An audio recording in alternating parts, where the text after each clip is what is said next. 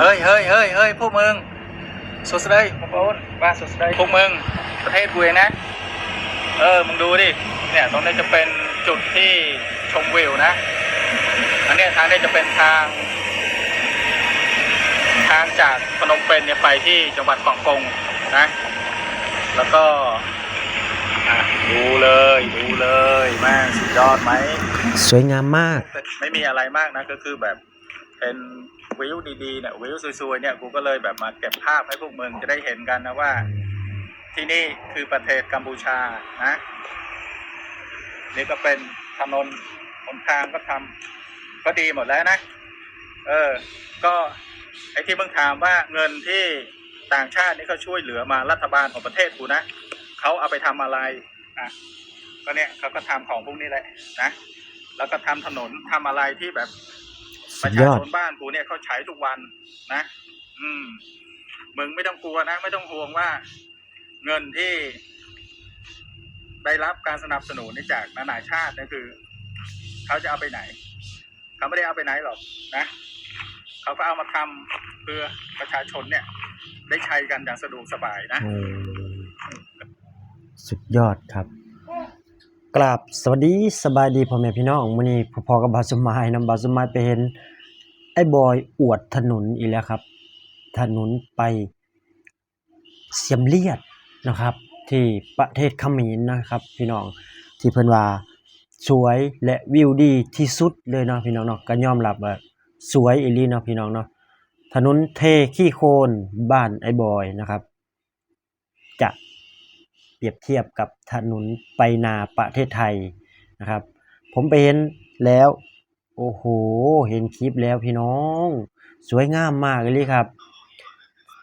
คลิปที่ไอ้บอยออกมาอวดถนนนะครับผมว่าถนนดีวิวดีเนาะสวยงามมากเนาะพี่น้องเพราะว่าบ้านเพิ่นเนี่ยเพิ่นได้เทขี้โคลนเป็นที่เรียบร้อยแล้วเนาะพี่น้องเนาะแต่ถนนไปนาประเทศไทยเดี๋ยวบาสมาสิพาพี่น้องไปเบิ่ง2หนุ่มลาวหักหน้าไอ้บอยนะครับหักหน้าจ๋าบอยนะครับว่าถนนไปนาจะเป็นอย่างไรจะเทยางมะตอยหรือเทคอนกรีตไปติดตามรับชมด้วยกันครับเป็นยังไงสบายดีพี่น้องเอาสบายดีให้มาเห็นทางอีกแล้วทางคอนกรีตไปทุ่งหน้าไว้ยังไม่มาเลยอันนี้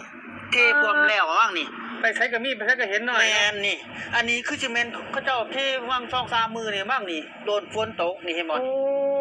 ฝนตกเปียกความหนาพี่น้องเอ้ยนี่ใช้ความหนานี่โอ้พี่น้องเอ้ยว่านั่นยอดดีสุดยอดว่ะทางไปหน้ายังพี่ก้อนกี่ยังหนายังดียังอลังการเลยเอาจังสิเดี๋ยวไปข้างในกันไปเบิ่งว่าแม่นทางไปหน้าอีหลีบ่มันเป็นทางไปหน้าจังไหนคือสิไปทุ่งหน้าเหมือนไปทุ่งหน้าฮะห่วยไปเส้นกันไปทางไปหน้าไปเส้นกันไปทางไปหน้ามื้อนี้ก็ไปทางไปหน้าอีกแล้วแม่นเอาเดี๋ยวไปข้างในกันเด้ทางไปหน้าแต่วันคนละมองกันเด้มันบ่แม่นมองเดียวเด้อันนี้บ่แม่นอีกจังหวัดนึงได้นี่อันนี้มันจังหวัดยโสบ่เฮาสิไปทาง100เอ็ดเอาสิเข้าไปทางโคราชเด้บุรีรัมย์เด้นี่คนละจังหวัดเด้นี่เอาจังซี่เดี๋ยวเฮาเข้าไปเบิ่งด้านในกันหน่อยไปว่าจะเป็นทางไปหน้าหรือบ่แล้วจะเข้าไปเบิ่งทางกลับรถเนาะแม่นเอาไปทางคอนกรีตไปหน้าพี่น้องนี่สดๆตอนฮ้อนเลยโอ้โหป้าทุกท่านผู้ชมเอ้ยนี่อันนี้เพื่อนอีหลีเด้เนี่ยอีหลีนี่เพิ่งจะเทใหม่ๆเลยแบบว่าไอ้เล็กที่เขากันเพิ่งแกะออกทางนะเพราะท่านแกะคือแกะออกคือจังหวะไปใช้มาใช้ก็มีทางไปหน้าได้เท่านั้นถนนบอกได้เลยนะว่าดีกว่าถนนในตัวเมืองเส้นหลักของประเทศเพื่อนบ้านแต่ละเพื่อนบ้านนะครับผมชื่นชมนะคนไทยนี่แบบว่าทำถนนเนี่ยต้องทำดีไว้ก่อนนะแล้วก็เทให้หนาที่สุดนะครับแล้วก็ช่างให้สะดวกสบายกับ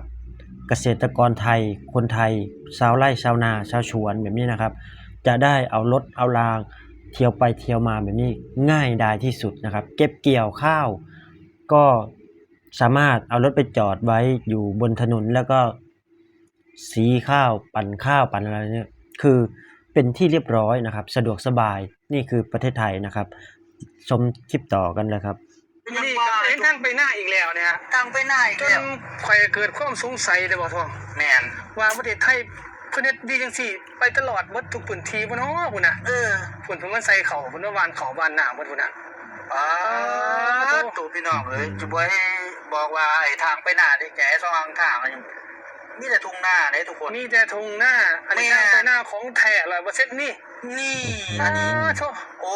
อันนี้เขาจะเอาดินแบบว่ามาจังไหน ใส่ขอบทางมั้งนี่ โอ้ นี่ เขา เขา จะ จะ นะเพิ่นเอาดินมาใส่เผือกอย่างไดอ้ายคือเป็นจังซี่ได้เขา อันนี้ก็บ่จักคือกัน บ่จักบ่ฮู้ บ่ฮู้ โธ่ แต่ทางคนคิดอยู่ดีๆก็เอาดินมาเทใส่นี่แหม ห่วยคือเป็นจังซั่นเนาะ ก็ยังว่าอยู่ เผือเอียงเนาะพี่น้องเอ้ยนะ ป้าตัวท่านผู้ชมเอ้ยนี่ทางไปหน้าอีดีอย่ารอได้ดิ ยาวสุดสายตาบ่ท่อง สุดยอ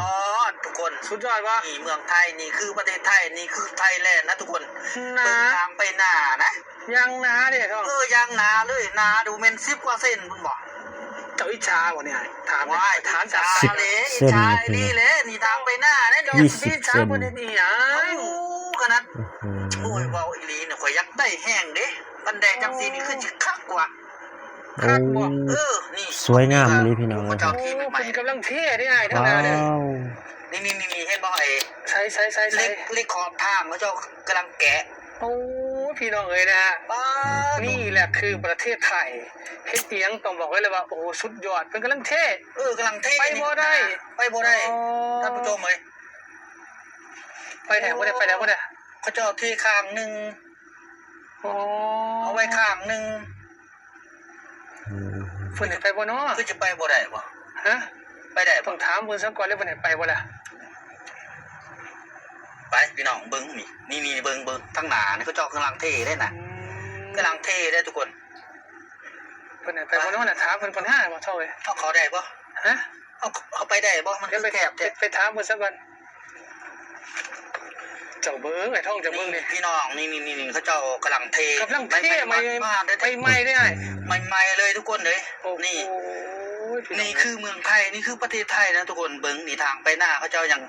เอาคอนกรีตมาเทอย่างใหม่ๆเลยพี่น้อง เท่ทางไปหน้าเท่าไหร่เนาะ แม่นเททางไปหน้า โอ้โหเป็นบุญตาเลยมาเห็นมื้อนี้พี่น้อง ยอด นะ พี่น้องเอ้ย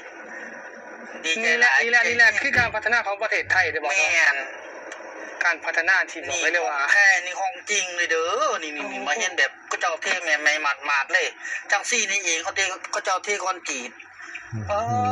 ตก เขาเจ้าบ่ได้เอาคนผสมนะนี่เอารถ รถได้ ร ยัง ถ ไงนี่ มา นี่ เทแบบง่ายๆเลย เห็นว่านี่โอ้โหเป็นจังได๋เจ้าเห็นแล้วเป็นจังได๋ดิ ก็ซ่อน มันซอดอีกแล้วไอ้ท่องไว้ ไหน โอ้โห ทางไปหน้านะยังเทคอนกรีตอย่างดีเลย เบิ่งใหม่เป็นแนวทางเบิ่งใหม่เป็นแนวทาง ที่เบิ่งเป็นแนว คือ ทาง ประเทศไทย งาน เพิ่นเฮ็ดจังซี่ นี่แหละ เพื่อคนไทย นี่แหละ ถามว่าไผได้ง่ายกับประชาชน ป เนี่ย ระชา ได้ ชนนี่แหละ คือรัฐบาลเพิ่นน่ะเพิ่นคิดออกมาแล้วเฮ็ดออกมาแล้ว แม่ เพิ่นก็วางนโยบายครับหน่วยงานท้องถิ่นมาเฮ็ดเนี่ย อ่า นะโอ้ยนะการขนส่งดีเข้าพืชผลก็ขายได้ดีเอ้าจากทางไปหน้าแล้วสิพาออกไปด้านนอกได้บ่ทีเนี่ย แมน ไป ทางตัวนี้ก็น่าสิเป็นทางมุ่งหน้าไปทางถนนใหญ่ฮะ นี่ นี่แหละครับ ถนนไปนาประเทศไทยสะดวกและสบายนะครับ ดีกว่าถนนหลักของประเทศเพื่อนบ้านทางรอบประเทศนะครับบอกได้เลยนะว่าไอ้บอยหน้าแตกแน่นอนครับงานนี้ เจอซองหนุ่มลาว หักหน้านะครับโอ้โหบอยพูดอะไรไม่ออกเลยนะครับถนนไปเมืองของไอ้บอยนะครับเทด้วยขี้โคลนนะครับแต่ถนนไปนาประเทศไทยคอนกรีตเป็นอย่างดีนะครับผมเอานะครับคลิปนี้ก็ฝากพี่น้องพี่ๆนะทุกท่านกดไลค์กดแชร์กดติดตามและเป็นกำลังใจให้บาสมายเด้อครับเพื่อเป็นกำลังใจในเหตุคลิปต่อๆไปเนาะพี่น้องเนาะเพราะว่าพี่น้องฝั่งไทยฝั่งลาวอยู่ไสกันแล้วแต่เนาะพี่น้องขอกราบขอบคุณที่เขามาติดตามและรับชมคลิปของบาสมายเนาะคลิปนี้ก็จะจบคลิปไปเพียงส่ำนี้เนาะพี่น้องขอกราบคำว่าสบายดีและสวัสดีครับผม